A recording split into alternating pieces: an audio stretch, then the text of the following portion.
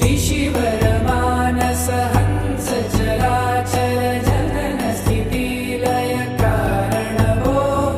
साम्ब सदा शिव शम्भो शङ्कर शरणं मे तव चरणयुगम्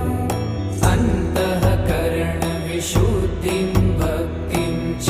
त्वयि सतिं प्रदेहि विभो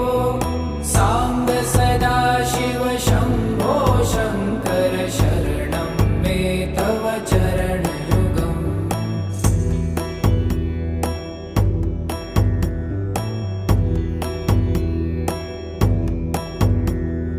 करुणा